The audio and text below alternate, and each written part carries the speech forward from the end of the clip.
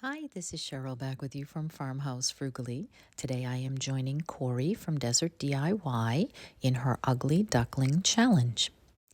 Make sure when you finish this video that you go ahead over to the playlist in my description box and check out all the other wonderful crafters and their ugly ducklings turned to beautiful swans.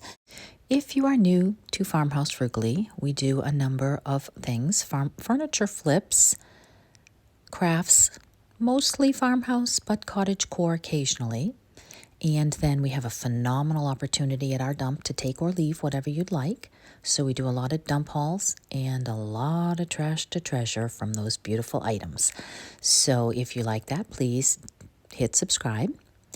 And today I was taking an ugly duckling piece. Now I had just finished the ugliest piece I have ever seen, so I'm going to link that in my description box so you can see that one.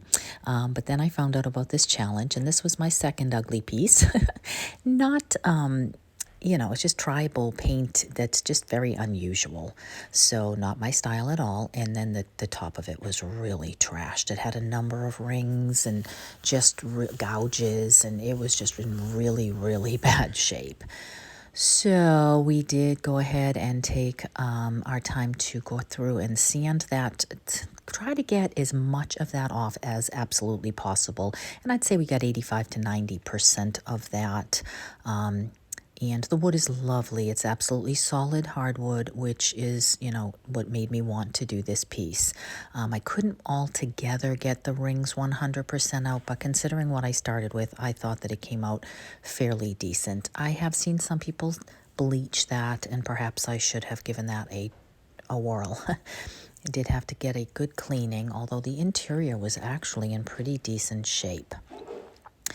Now, the paint on there is just very, very unusual, but it did have the original hardware, which is a children's chifforobe or wardrobe. Some people would say armoire, and that's what people used to keep their children's clothes in the 50s and 60s. Here is one that I found online, very similar, to give you an idea, and so definitely in the vintage time frame. So then what my hope is to give the top a coat or two of Verethane's gel stain. And I like the hickory color, which was actually, when I was finished, rather similar to the color that was originally on there. And so that was a good look and easy to match. However, I did intend, of course, to paint the base of this piece. This summer, somebody had dropped off 5 buckets of custom paint, so I took them home and I put them on a swatch, and I was hoping to use this Dixie Belle transfer called Field of Flowers and see what color I thought might look good with it. Now, I had seen 1 or 2 people use this transfer, but each time they had put it on a white piece of furniture and it looked like this, which is quite lovely. It's just not the feel that I was going for. More than a field of flowers, I wanted it to look a little bit stormy and to have more of a horizon to it. So I chose number 3. More of a tan, mustardy tan maybe. And after the first coat, noticed that I did need to do a little bit of gluing on one side where there was a bit of a split in the wood. That just required some wood glue and some clamps. And then once that was completely finished, a little bit of sanding and then another coat. I ended up doing a total of 3 coats just to make it nice and even and smooth and beautiful. And then once that was completely dry, I waited at least 48 hours before putting the transfer on. I know sometimes they'll recommend curing for a week.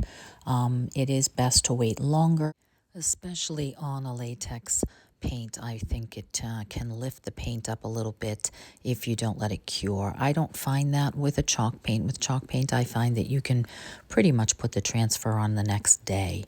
That has been my experience. So this is the transfer laid out, And the next thing that I did was take the two doors that I was going to be using to transfer right off the piece and put them on the floor so that I'd be able to work this surface looking down on it rather than trying to do it evenly while it was still hanging on the piece. The next step was to cut all of the white edges away from the transfer so that I would be able to match them up exactly, and then to peel very slowly the back of the transfer off from the transfer itself, just in one small section at a time, using the flat stick that came with the transfer. I just very slowly went over the piece little by little by little, and it did crack in some of those spaces, or I had to cut it in order to get it to go down in the crevices.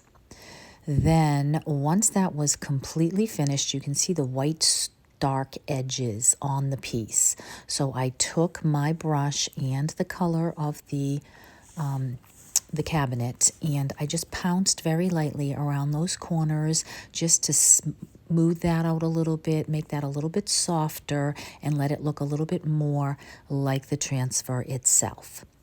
Then I had to mix up some colors to match some of the flowers and the blue sky places where that cracked, so that I could just fill it in here and there to make that more complete.